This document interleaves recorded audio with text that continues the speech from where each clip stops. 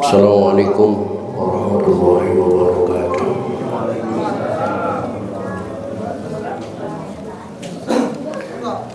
Alhamdulillahirabbil alamin. Wa bihi nasta'inu ala umuri dunya waddin. Wassalatu wassalamu ala asyrafil anbiya'i wal mursalin. Sayyidina wa habibina wa syafi'ina wa maulana Muhammadin wa ala alihi wa ashabihi ajma'in. La hawla wa la quwwata illa billahil aliyyil azim. Ba'da. Qad qala ta'ala fi ayatihil karim. A'udzu billahi minasyaitonir rajim. Bismillahirrahmanirrahim. Wa ma khalaqtul jinna wal insa illa liya'budun. Shadaqallahul azim. Bapak-bapak dan ibu-ibu segenap dari jamaah dan pengurus Masjid Jami Al-Munawwarah, bil khusus yang hadir ta'lim pada malam ini yang saya hormati dan yang saya muliakan. Mudah-mudahan dengan bertaklim kehidupan kita mendapat kemuliaan dari Allah Subhanahu wa ta'ala. Puji serta syukur mari kita panjatkan kehadirat Allah. Salawat serta salam mari kita terus sanjungkan kehadirat Rasulullah Muhammad sallallahu alaihi wasallam. Hadirin rahimakumullah. Kajian kita pada malam ini melanjutkan metodologi fikih dengan kitab Fathul Qarib atau yang tayang di layar, yaitu kitab Tausyih sebagai syarahnya. Dan pada malam ini di kitab yang Bapak pegang di halaman 165. Di halaman 165 baris kedua dari atas ada faslun wa sholatul idaini. Silakan dicari dan diperhatikan.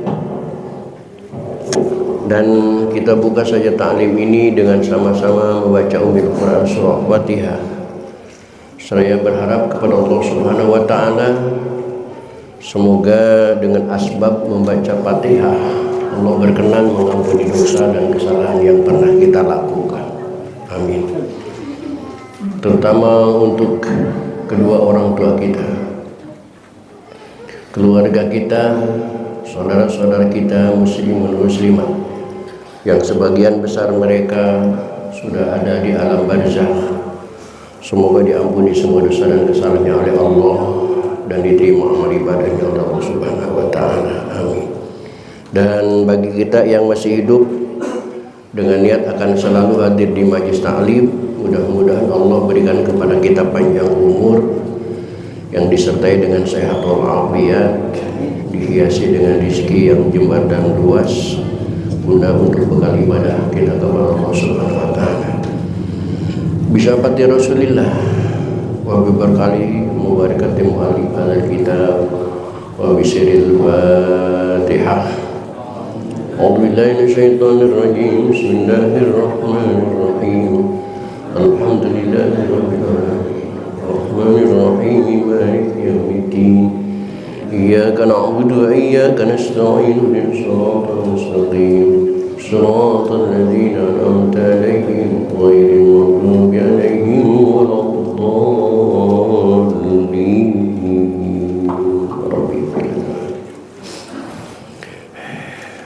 Silakan diperhatikan 165. Bismillahirrahmanirrahim. Faslun. Pasal kali ini akan menjelaskan fi sholatil idaini, tutorial sholat hari raya dua atau dua hari raya, yaitu Idul Fitri dan Idul Adha, wa ma yata'allaqu biha, dan hukum-hukum yang berhubungan dengan sholat hari raya. Setelah kita kaji, insya Allah baru kita sadar bahwa selama ini banyak kegagalan paham di antara kita mengenai sholat Id ini.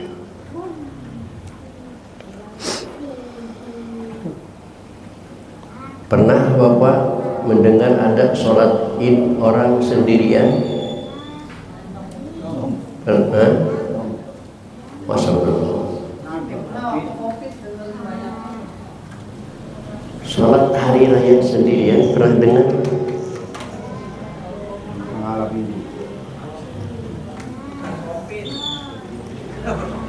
Bukan kopi, perbedaan tanggal. Ada dia yang meyakini sudah hari raya, kita belum hari raya, dia sholat sendiri.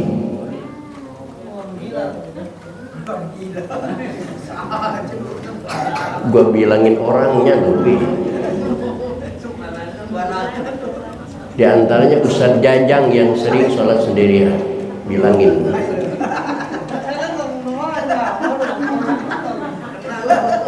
Bilangin.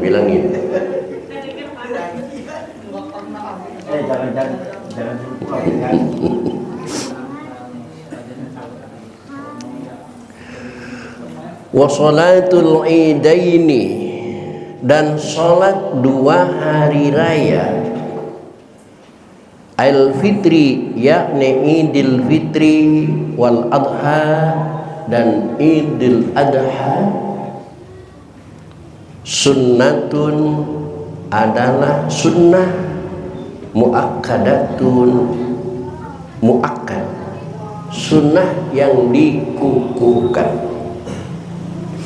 Kata siapa sholat Idul Fitri dan Idul Adha itu sunnah? Lihat di layar, indana, menurut fatwa Imam Syafi'i wa indal Imami Malik, berdua dengan Imam Malik mengatakan sholat Idul Fitri dan Idul Adha itu sunnatun.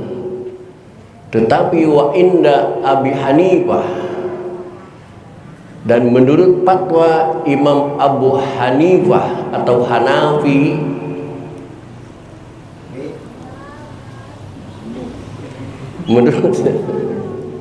menurut Imam Abu Hanifah, sholat Idul Adha dan Idul Fitri itu wajibatun ainan, itu wajib ain, seperti halnya sholat subuh, seperti halnya sholat zuhur. Itu menurut Imam Abu Hanifah.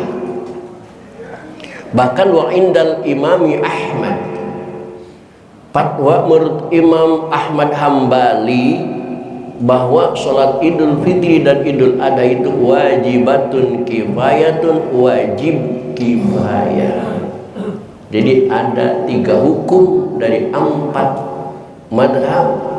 Imam Syafi'i dan Imam Malik mengatakan sunnah muakkad, Imam Hanafi mengatakan wajib ain, dan Imam Hambali mengatakan wajib kifayah. Berbeda. Sampai-sampai saya pernah ditanya sama seseorang, kalau ada orang yang sholat hari raya sendirian, Idul Fitri sendiri, siapa yang khutbahnya, dan siapa yang bilalnya, siapa yang muadzinnya? Nanti kita dijelaskan sini. Wa tushra'u,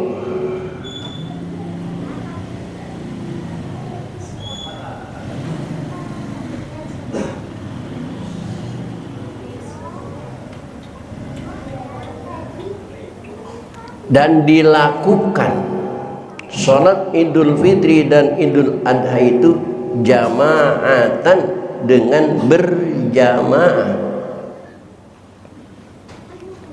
Dilakukannya sholat Idul Fitri atau Idul Adha itu secara berjamaah. Tetapi ternyata lihat di layar, berjamaah salat Idul Fitri dan Idul Adha itu wa huwa afdalu, itu lebih utama, illa lil haji bimina, kecuali bagi orang yang menunaikan ibadah haji di Mina. Karena hari raya Idul Adha kita pagi-pagi ada di Mina, setelah malamnya mabit di Muzdalifah. Mabit di Muzdalifah sampai subuh, habis subuh pergi ke Mina untuk mengejar jumroh Aqabah, satu-satunya jumroh. Nah, hari raya saat itu kita sedang perjalanan, maka fa innal afdhala lahu, maka sesungguhnya yang afdal bagi orang yang berhaji salatu idin nahar urada, salat melaksanakan salat Idul Adha, lebaran kurban itu furoda, menyendiri. Walaupun ada masjid di Mina, masjid akbar, masjid baru besar, itu tidak mampu menampung jamaah. Likasrati ma'alai minal isghal, karena hari itu jamaah haji banyak sekali kesibukan fi dzalikal yaum, di hari itu. Setelah tanggal 9 di Arafah, sorenya berangkat ke Muzdalifah, malam sampai ke Muzdalifah, turun di Muzdalifah, mabit, nginep, cari batu, subuhnya pergi ke Mina untuk melampar jumroh Aqabah, sibuk banget. Maka bagi jamaah haji sebaiknya sholat Idul Adha itu furoda, sendirian saja.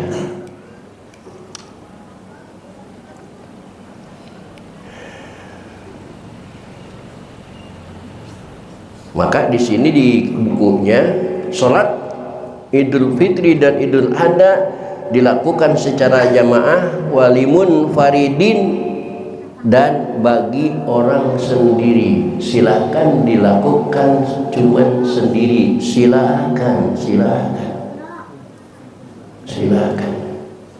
tidak ada salahnya. Wa musafirin, bagi orang yang musafir juga dianjurkan melaksanakan sholat hari raya. Wa hurrin, dan orang yang merdeka. Wa abdin, dan hamba sahaya. Wa khunsan, dan seorang waria. Wa imra'atin, dan seorang perempuan, semuanya diharuskan melaksanakan sholat Id, baik secara berjamaah maupun sendirian, bagi orang yang sedang dalam perjalanan dan bagi orang yang merdeka, bagi hamba sahaya, laki-laki, perempuan, banci, semua dianjurkan untuk melaksanakan sholat Idul Fitri dan Idul Adha. Tetapi ada yang dilarang melaksanakan sholat Idul Fitri dan Idul Adha, la jamilatin, tidak sunnah bagi perempuan yang cantik mengikuti sholat Idul Fitri dan Idul Adha.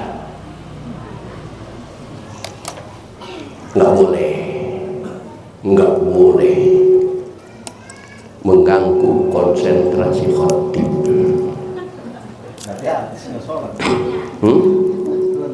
Nggak boleh. Sehari-harinya aja sudah cantik, apalagi lebarannya. Tambah semok, tambah denok, tambah montok. Khotibnya mata keranjang.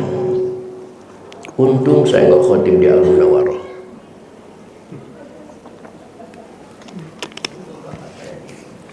Yuk, siapa yang cantik? Dosa kemarin ngikut sholat Id.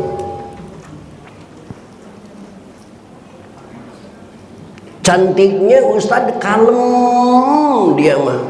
Kalau nggak disenggol nggak nyaut. Wa illam takun zata hayatin, walaupun tidak bertingkah, tidak genit, tapi cantik, nggak boleh.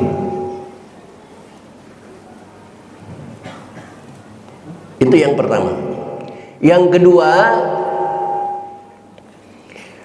wala min imra'atin zata hayatin, dan tidak boleh ikut sholat berjamaah Idul Fitri dan Idul Adha perempuan yang punya gaya dan bentuk cantik sehingga cuman genit, cantik sehingga cuman petetelan, suka goda-goda berondong, nggak boleh. Nanti heboh kalau masuk ke masjid.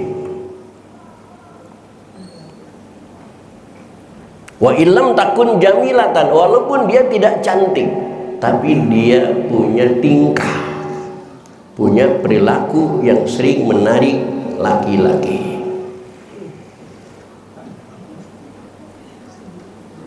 Nah, ibu-ibu yang kemarin sholat Idul Fitri siapa? Kena sanksi tuh. Terus semua perempuan tidak boleh? Boleh. Siapa yang boleh? Amal azuz.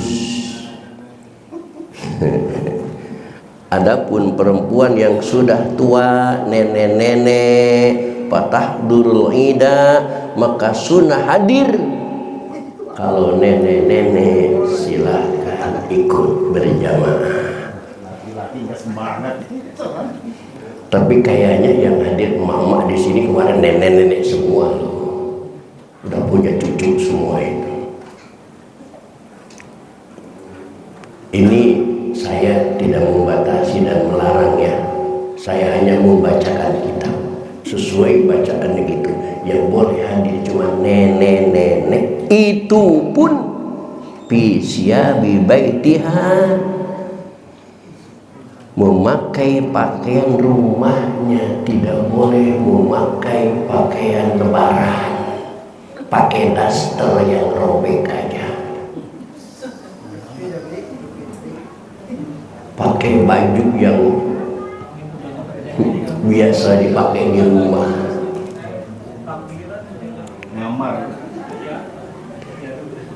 Itu aturannya. Itu aturannya. Kalau bapak-bapak pengen tahu apa pakaian emak-emak yang suka dipakai di rumah, tanya kepada isinya, pasti nggak jauh dari daster robek keleteknya. Itu pun lihat di kitabnya, bukan kata saya, bila tibin, tanpa memakai wewangian, nggak boleh pakai minyak wangi. Udah nenek-nenek bajunya jelek, nggak pakai parfum, itu baru boleh.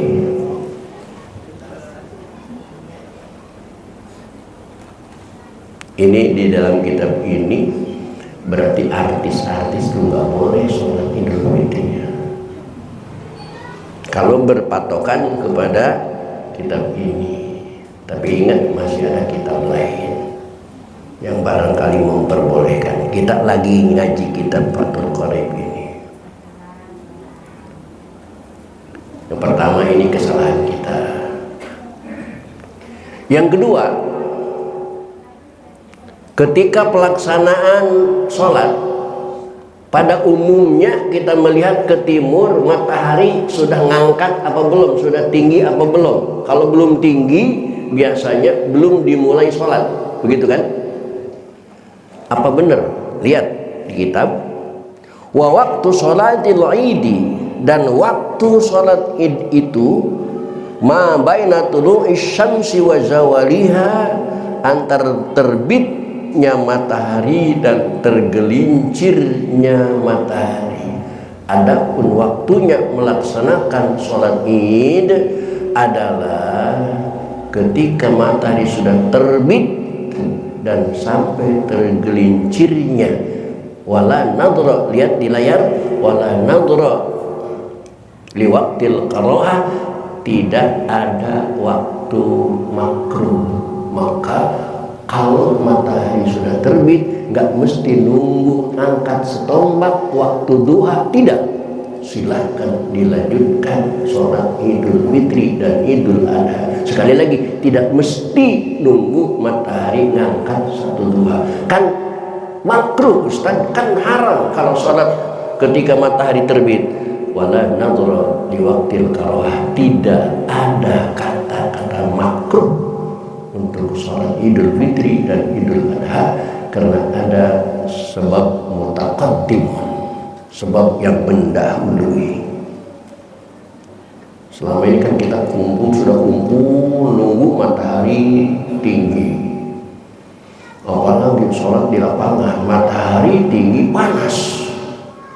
Begitu sholat, khotibnya naik mimbar ditinggal sama jamaahnya, kabur kena kepanasan. Gak apa-apa, mulai sekarang silakan kalau memang dibutuhkan, begitu terbit matahari langsung sholat, gak usah nunggu tinggi satu tombak, gak usah di sini. Wala nadhra li waqtil karohah, tidak ada pandangan untuk waktu makruh. Li'anna hadhihi, karena sholat ini laha waktun mahdudun, adalah waktu yang dibatasi, at-tarfaini wa hiya sahibatul waqti. Cuman memang kalau di masjid, kalau di tempat adem, kalau di tempat duduk, wa yusanu ta'khiruha litartabi asy-syamsu karumhin mu'tadilin, disunahkan menunggu sampai matahari naik setinggi satu tombak. Itu waktu duha, itu cuma sunnah. Wa yusanu,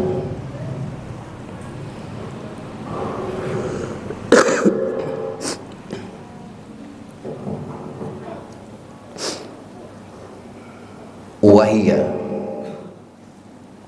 dan sholat id itu adalah sholatul id, sholat hari raya. Rok'atani ialah 2 rakaat. Yuhrimu bihima, ia bertakbiratul ihram bihima dengan 2 rakaat itu, biniyati idul fitri, dengan niat sholat idul fitri, awil adha atau idul adha. Usalli sunnatan li idul fitri raka'ataini ma'muman lillahi ta'ala, atau usalli sunnatan li idul adha raka'ataini ma'muman lillahi ta'ala. Setelah itu Allahu Akbar, takbir, wa ya'ti, dan mendatangkan dia bidu'ail iftitahi, dengan doa iftitah. Allahu Akbar kabira. Nah, doa iftitah itu jangan pakai kalimat takbir.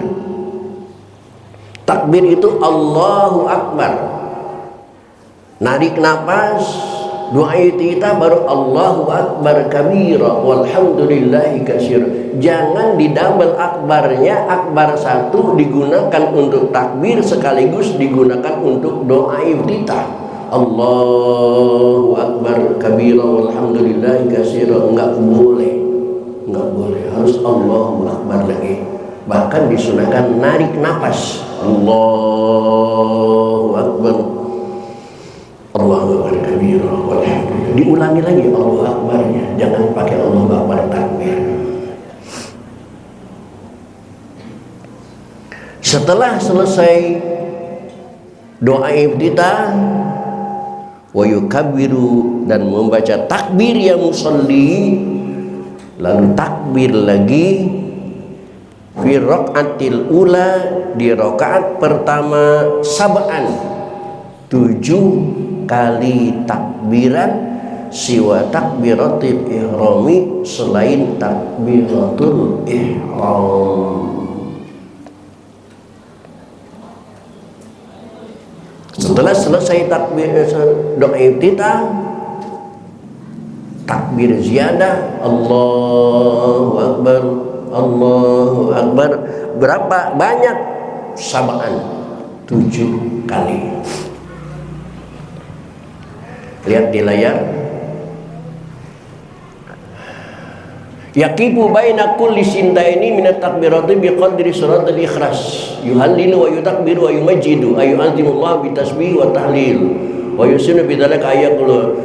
Ketika kita sudah melaksanakan takbir Allahu Akbar, sebaiknya jangan langsung takbir lagi, tetapi disunahkan diselang dengan baca tasbih dari subhanallah walhamdulillah wa la ilaha illallah wallahu akbar, baru takbir lagi. Prakteknya Allahu Akbar, subhanallah walhamdulillah wa la ilaha illallah wallahu akbar, Allahu Akbar, subhanallah walhamdulillah wa la ilaha illallah wallahu akbar, Allahu akbar. Itu kalau di dalam sholat. Berbeda nanti dengan takbir di khutbah. Kalau di khutbah tidak sunnah diseling, langsung saja Allahu Akbar, Allahu Akbar, Allah. Kalau takbir di khutbah, karena takbir dalam hari raya itu tidak cuma berlaku di sholat, tetapi di khutbah juga ada takbirnya. Bahkan di khutbah lebih banyak. Khutbah pertama 9, khutbah yang kedua 7. Di sholat rakaat pertama sab'an 7, nanti rakaat kedua 5. Nah, setelah kali 7 takbir, berarti kalau dijumlah dengan takbirul ihram menjadi 8. Summa yata'awwadzu, kemudian ia membaca ta'awudz, a'udzubillahi minasyaitonirrajim, wa yaqra'ul fatihata, dan membaca surah Al-Fatihah. Bismillahirrahmanirrahim. Alhamdulillahi rabbil alamin. Ar-Rahmanir Rahim. Maliki yaumiddin. Sampai waladhdallin summa yaqra'u. Kemudian ia membaca, sesudah membaca Fatihah, bacalah surah Qaf, surah Qaf. Anjurannya di sini surah Qaf.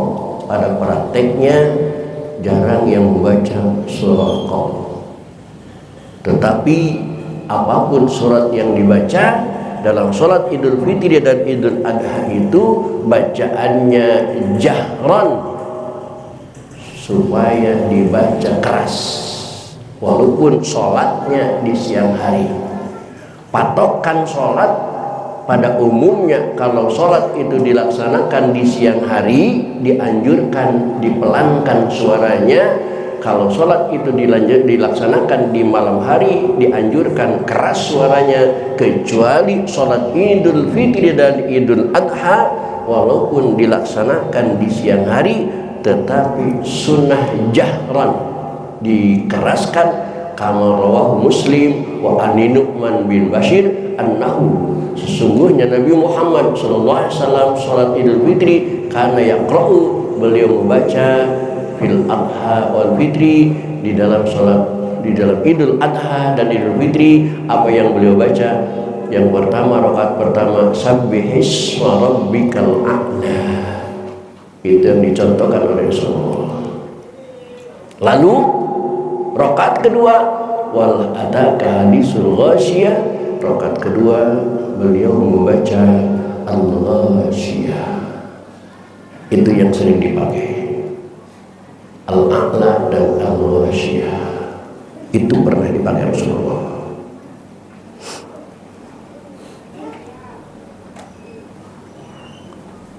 Setelah itu ruku, i'tidal normal, sujud normal, julus baina sajdataini normal, sujud kembali normal, bangun menuju rakaat kedua Allahu Akbar, itu takbir bangun. Setelah itu wa yukabbiru, dan membaca takbir birrakaati saniyati, pada rakaat yang kedua, khamsan 5 kali, siwa takbiratil qiyami, selain takbir ngadeg, selain takbir berdiri.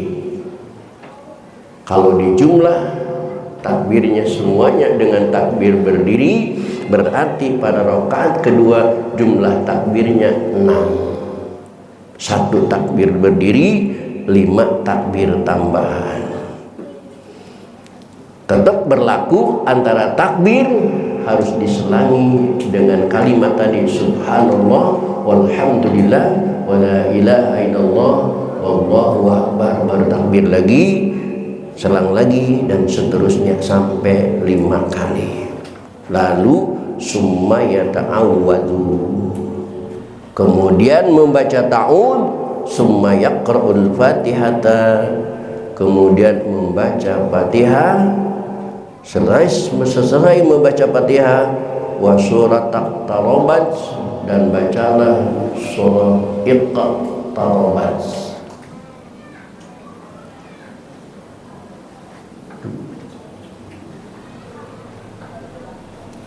Jahran, dengan keras.